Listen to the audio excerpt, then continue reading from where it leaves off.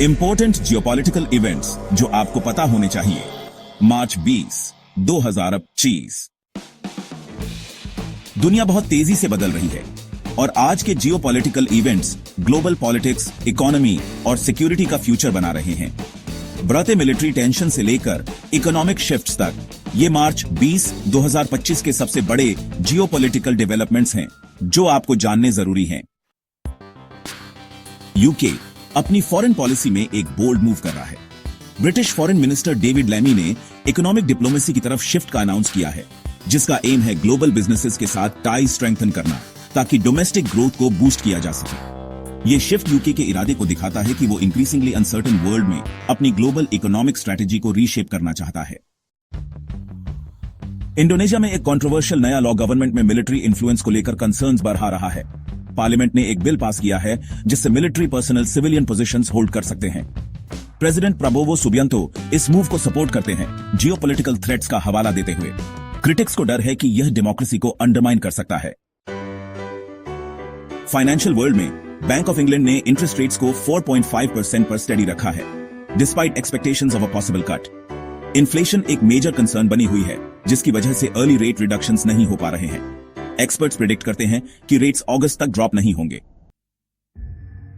OECD की एक shocking new report बताती है कि ग्लोबल डेट $100 ट्रिलियन से ज्यादा हो गया है। गवर्नमेंट्स और कॉर्पोरेशंस बढ़ाते इंटरेस्ट पेमेंट से स्ट्रगल कर रहे हैं। डेट क्राइसिस के इकोनॉमिक स्टेबिलिटी पर लॉन्ग टर्म कॉन्सिक्वेंसेस हो सकते हैं। वर्ल्ड लीडर्स इस बढ़ते फाइनेंशियल बर्डन को कैसे टैकल करेंगे? एक सरप्राइजिंग टर्न ऑफ इवेंट्स में रशिया एनर्जी और इंफ्रास्ट्रक्चर को प्रोटेक्ट करने पर फोकस करते हुए 30-डे लिमिटेड सीज फायर के लिए अग्री हो गया है। यह डी एस्केलेशन की तरफ एक स्मॉल स्टेप हो सकता है।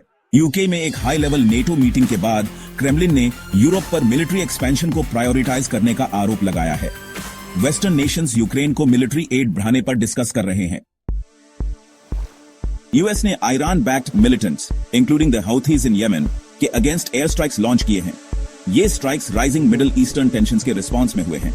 ईरान बैक्ड ग्रुप्स अब पॉसिबल रिटेलिएशन के लिए प्रिपेयर कर रहे हैं। क्या यह रीजन एक न्यू कॉन्फ्लिक्ट के ब्रिंक पर है?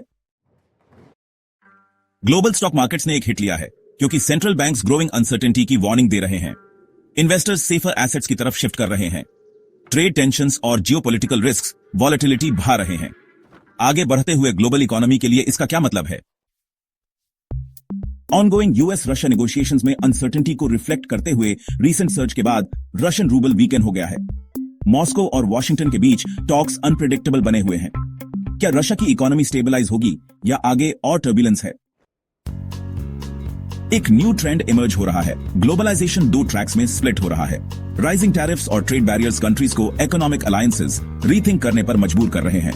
नेशनल सिक्योरिटी कंसर्न्स अब ट्रेड पॉलिसीज को ड्राइव कर रही हैं। क्या दुनिया ग्लोबल इंटीग्रेशन की बजाय इकोनॉमिक फ्रैगमेंटेशन की तरफ मूव कर रही है? दुनिया एक क्रॉसरोड्स पर है, जहां इकोनॉमिक पॉलिसीज, मिलिट्री कॉन्फ्लिक्ट्स और फाइनेंशियल इंस्टेबिलिटी फ्यूचर को शेप कर रहे हैं। ये इवेंट्स ट्रेड, सिक्योरिटी और एवरीडे लाइफ को इंपैक्ट करते हैं, जिसकी वजह से इन्फॉर्म्ड रहना क्रूशियल है। आपको क्या लगता है किस स्टोरी का सबसे ज्यादा इंपैक्ट होगा? हमें कमेंट्स में बताइए। ब्रेन बस्टर देखने के लिए धन्यवाद। ग्लोबल अफेयर्स पर मोर इन डेप्थ एनालिसिस के लिए लाइक, शेयर और सब्सक्राइब करना ना भूलें। अगले वीडियो में मिलते हैं।